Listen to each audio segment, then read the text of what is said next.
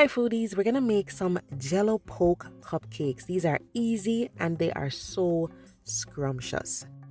The reason I love this is because you can introduce different flavors into a regular plain cake or cupcake. Let's get into it. First thing you guys are gonna do is make your cupcakes from scratch, or you can pick out your favorite cake mix and just put that together, okay? I'm using Betty Crocker today because that was in the pantry. You can use whatever you want, okay? So sometimes I do sift these just to get out any lumps, but of course, you don't have to, all right? You get your cake mix together. I'm just gonna mix the dry mix with the milk or water, and I'm gonna add oil and eggs. So whatever your mixture requires, that's what you're gonna do. It's super simple and this is affordable, guys.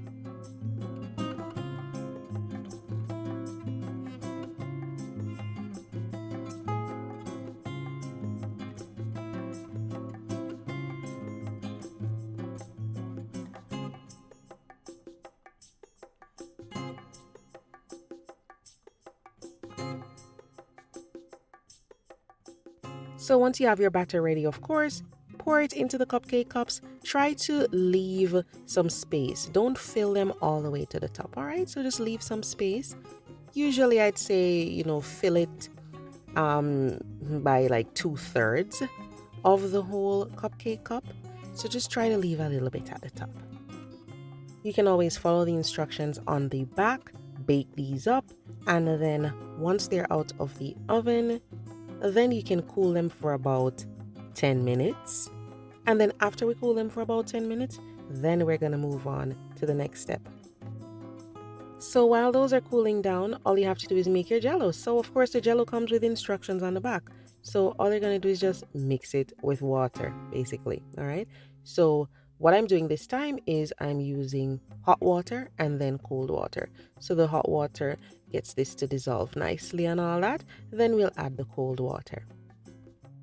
If you're someone, or if there's someone in your family that doesn't love Jello, trust me, you're going to be perfectly fine.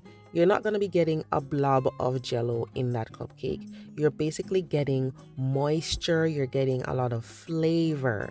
That's what you're getting from the Jello, okay? If you want to add coloring to make this even more vibrant, like a deep red, you can do that too. So get your cupcakes and you're going to poke some holes in.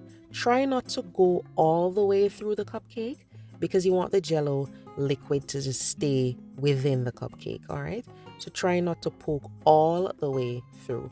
You can use a skewer, you can use a toothpick, you could even do this, use a fork. Now, depending on how much Jello you want in there, then you can poke that much holes. So you could even use your cooking fork to poke the holes in there. Poke as much as you want to. Just try not to do too many, or else of course it's just gonna be one big mess rather than creating some kind of tie-dye looking thing, right? So I'm using a straw here, so that's another option. You want the cupcake to have like a kind of tie-dye design when you open it up. So take your Jello mixture and pour that over the cake. I put it on this cooling rack. You can put it on a plate if you want to. Just try to put it on something because the Jello is going to run off. Now you might ask how much Jello to pour in there. You can pour in a few tablespoons, like, depending on how much you want in it. But I'd say maybe 4 tablespoons, something around there. And also, guys, those holes that you poke, try to create some space between them, all right? So this is what it looks like, guys.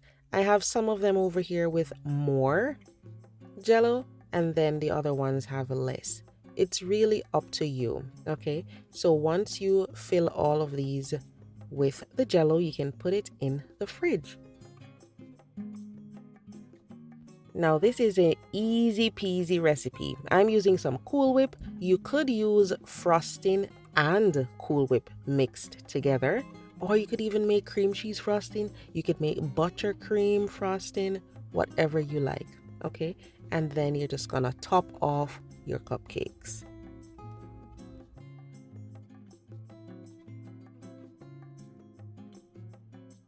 For decorating, it's up to you. You could use a piping bag, or you could just spoon on the frosting or the Cool Whip, whatever it is you're using. This is so fun to make, and the kids can help you with this too.